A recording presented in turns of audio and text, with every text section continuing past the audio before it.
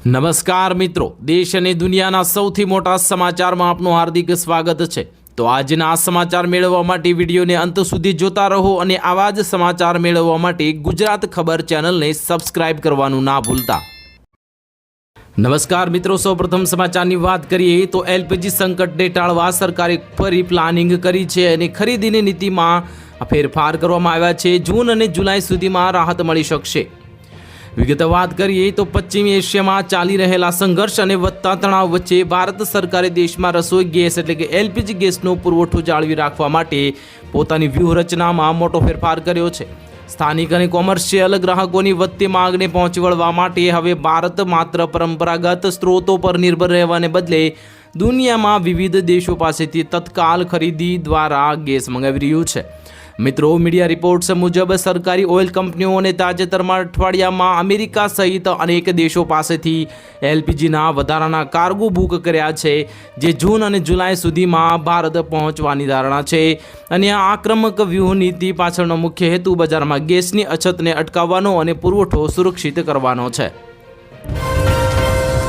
વાત કરીશું અન્ય મહત્વના સમાચારની તો દેશમાં ઘઉંનું ઉત્પાદન 10% જેટલું નીચું રહેવાનો અંદાજ મૂકવામાં આવ્યો છે।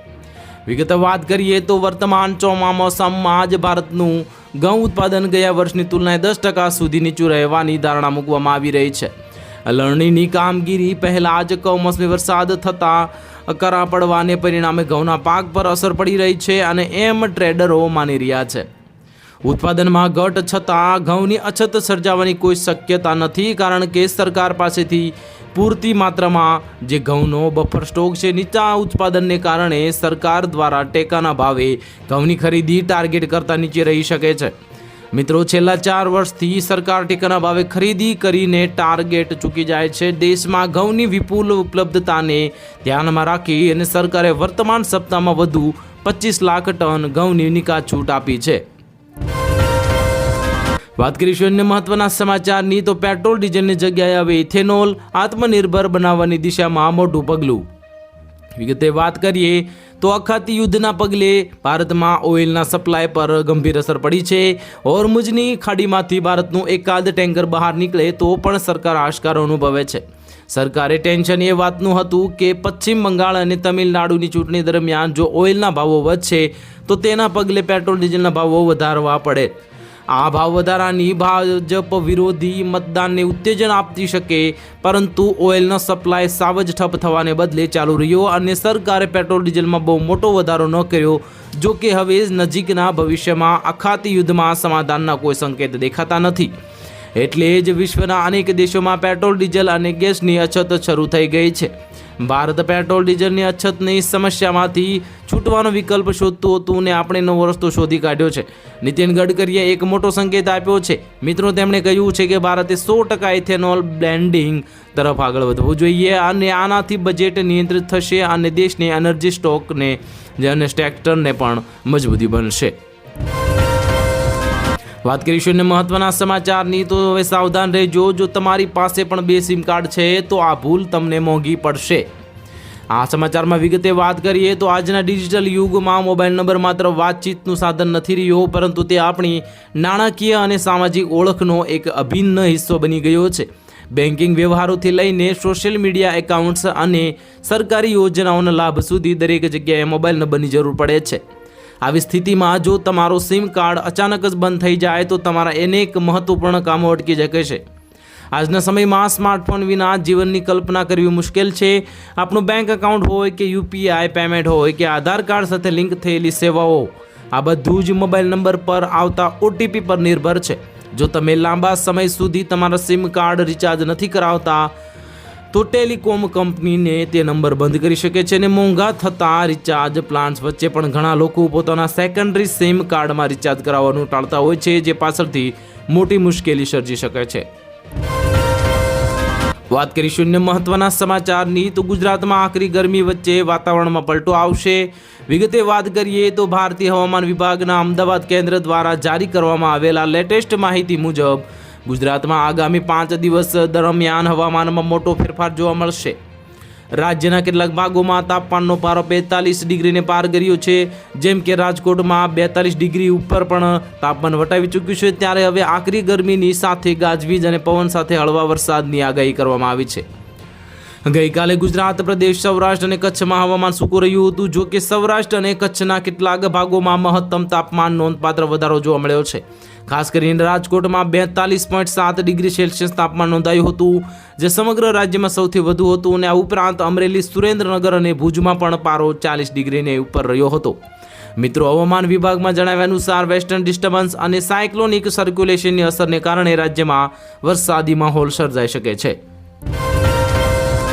વાત કરીશું મહત્વના સમાચારની, તો શાળાના ડોક્યુમેન્ટમાં ભૂલ સુધારવાની સોનેરી તક, નામ, અટક અને જન્મ તારીખ પેટા જ્ઞાતિમાં સુધારો કરી શકાશે। વિગતે વાત કરીએ તો ગુજરાતના શિક્ષણ વિભાગ દ્વારા રાજ્યના દરેક જિલ્લાના વિદ્યાર્થીઓ માટે મોટી કામગીરી હાથ ધરવામાં આવી છે, જે મુજબ ધોરણ 10 અને 12ના વિદ્યાર્થીઓ પોતાનું નામ, અટક કે જન્મ તારીખમાં જે પણ સુધારો કરવાના હોય તે કરાવી શકશે। આ માટે વિવિધ જિલ્લાઓમાં કામગીરી કરાશે, જે મુજબ ગાંધીનગર જિલ્લામાં કેમ્પ યોજવા અંગે સૂચના જાહેર કરાય છે। મિત્રો, ધોરણ 10 અને 12ના વિદ્યાર્થીઓ માટે પોતાના શાળાના ડોક્યુમેન્ટમાં કોઈ પણ પ્રકારના ચેન્જ કરાવવા હોય તો આ એક સોનેરી તક છે। વિદ્યાર્થીઓના નામ, અટક, જન્મ તારીખ સુધારા અંગે મહત્વનો એક પરિપત્ર શિક્ષણ વિભાગ દ્વારા બહાર પાડવામાં આવ્યો છે, જે અંતર્ગત ગાંધીનગર જિલ્લા શિક્ષણાધિકારી શાળાના આચાર્યોને જે પરિપત્ર જાહેર કરીને ધોરણ 10 અને 12ના વિદ્યાર્થીઓ માટે એક સુધારાની પ્રક્રિયા માટે કેમ્પ યોજવાની સૂચના પણ આપી દેવામાં આવી છે। વાત કરીશું અન્ય મહત્વના સમાચારની, તો રિચાર્જ કરવાનું ભૂલી ગયા હોય તો તમારો નંબર બીજા કોઈને ફાળવી દેવામાં આવશે। નવો નિયમ લાગુ થયો। આજના સમયમાં મોબાઈલ નંબર એ માત્ર એક સંપર્કનું માધ્યમ નથી, પરંતુ આપણે ડિજિટલ એડ્રેસ છે। Aadhaar card, PAN card, bank account અને યુપીઆઈ બધું જ એક જ નંબર સાથે જોડાયેલું હોય છે। ઘણીવાર લોકો 2 સિમ કાર્ડ રાખતા હોય છે અને પૈસા બચાવવા માટે સેકન્ડરી એટલે કે અન્ય એક બીજું સિમ કાર્ડ હોય તેમાં રિચાર્જ કરવાનું ટાળતા હોય છે, પરંતુ બેદરકારી ભારે પડી શકે છે। અને telecom regulatory authority of India એટલે કે ટ્રાય દ્વારા એ 2025-26ના નવા કાર્ડના વર્ષ માટે સિમ કાર્ડના ઉપયોગ અંગે કેટલીક મહત્વપૂર્ણ ગાઈડલાઇન્સ પણ જાહેર કરી છે, જેનું પાલન ન કરવાથી તમારો નંબર કાયમ માટે બંધ થઈ શકે છે।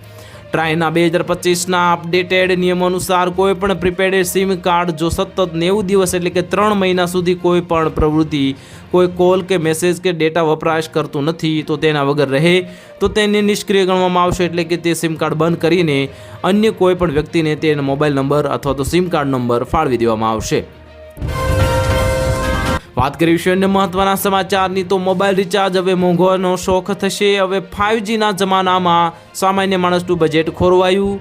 વિગતે વાત કરીએ તો કહેવાય છે કે ભારતમાં રોટલી, કપડાં અને મકાન એટલે કે રોટી, કાપડ ઓર મકાન પછી જો કોઈ ચોથી ચીજ વસ્તુ મોટી જાહેરાત બની છે તો તે છે મોબાઈલ ડેટા અને મોબાઈલ। પરંતુ હવે એ જ ડેટા અને નેટવર્ક માટે તો તમારું ખિસ્સું વધુ ઢીલું કરવું પડશે। વર્ષ 2026ની શરૂઆત સાથે જ દેશની અગ્રણી ટેલિકોમ કંપનીઓ રિલાયન્સ, જીઓ, એરટેલ અને વીઆઈ એટલે કે આઈડિયાએ મળીને એક એવો મોંઘવારી બોમ્બ ફોડ્યો છે જેને કરોડો યુઝર્સના બજેટને હચમચાવી દીધું છે। મિત્રો, જો તમે પણ વિચારી રહ્યા છો કે તમારો છેલ્લો રિચાર્જ પેક આટલી જલ્દી કેમ પૂરો થઈ ગયો અને નવો રિચાર્જ પ્લાન કેમ મોંઘો લાગે છે, તો આ સમાચાર તમારા માટે જ છે। તો મિત્રો, તમે પણ જલ્દી રિચાર્જ કરી શકો છો અને જો તમે રિચાર્જ કરશો તો પણ તમને પ્લાન પણ ઘણા બધા મોંઘા પડી શકે છે। વાત કરીશું મહત્વના સમાચારની, તો રિઝર્વ બેંક ઓફ ઇન્ડિયા એટલે કે આરબીઆઈએ પેટીએમ પેમેન્ટ્સ બેંકનું લાયસન્સ રદ કરી દીધું। આ સમાચારમાં વિગતે વાત કરીએ તો ભારતીય રિઝર્વ બેંક એટલે કે આરબીઆઈ તરફથી પેટીએમ પેમેન્ટ્સ બેંકને મોટો ઝટકો લાગ્યો છે। શુક્રવારે લેવામાં આવેલા એક મહત્વપૂર્ણ નિર્ણયમાં આરબીઆઈએ પેટીએમ પેમેન્ટ્સ બેંક લિમિટેડનું બેન્કિંગ લાયસન્સ રદ કર્યું છે। આરબીઆઈએ તેના સત્તાવાર નિવેદનમાં જણાવ્યું હતું કે પેટીએમ પેમેન્ટ્સ બેંક હવે બેન્કિંગ રેગ્યુલેશન એક્ટ હેઠળ કોઈ પણ પ્રકારની બેન્કિંગ કામગીરી કરી શકશે નહીં। કેન્દ્રીય બેંક અનુસાર પેટીએમ પેમેન્ટ્સ બેંકનું કામકાજ અને સંચાલન સામાન્ય લોકોના હિતમાં નહોતું, સાથે જ બેંકે તેના પેમેન્ટ્સ બેંક લાયસન્સ સાથે સંકળાયેલી ઘણી શરતોનું યોગ્ય રીતે પાલન કર્યું નથી। એટલે રિઝર્વ બેંક ઓફ ઇન્ડિયાએ અગાઉ આ બેંક સામે કડક કાર્યવાહી કરી હતી અને 11 માર્ચ 2022થી બેંકોને નવા ગ્રાહકોને ઓનબોર્ડ કરવાથી પ્રતિબંધિત કરવામાં આવી હતી। ત્યાર પછીના મહત્વના સમાચારની વાત કરીએ તો ગ્લોબલ વોર્મિંગથી અનાજનું ઉત્પાદન ઘટીને 12 કરોડ ટન થવાનો અંદાજ, સરકારે ટેકો, ખેડૂતોને રાહત આપશે.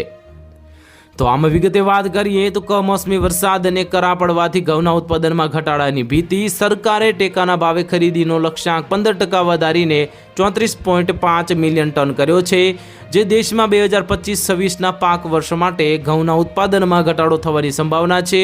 કમોસમી વરસાદ અને હવામાનમાં આવેલા બદલાવને કારણે ખેડૂતોને થયેલા નુકસાન સામે સરકારે ટેકાના ભાવે ઘઉંની ખરીદી વધારવાનો નિર્ણય લીધો છે, જેથી ખેડૂતોને સીધો લાભ થશે.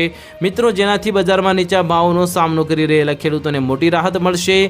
સરકારે તબક્કાવાર 5 મિલિયન ટન ઘઉં અને 1 મિલિયન ટન ઘઉંની પ્રોડક્ટ્સને નિકાસ કરવાની મંજૂરી આપી દીધી છે, પરંતુ ભાવની અસમાનતાના કારણે નિકાસ ધીમી રહી છે. અને આ ઉપરાંત સરકારે ફ્લોર મિલર્સને અપીલ કરી છે કે તેઓ માત્ર ફૂડ કોર્પોરેશન ઓફ ઇન્ડિયાના વેચાણ પર જ નિર્ભર રહેવાને બદલે સીધા બજારમાંથી સક્રિયપણે ખરીદી કરી શકે છે. તો હાલ માટે આટલું જ. મળીશું નવી અપડેટ સાથે. વિડીયો પસંદ આવતા હોય તો વિડીયોને લાઇક કરી દો અને ચેનલમાં નવા હોય તો ચેનલને સબસ્ક્રાઇબ કરી દેજો.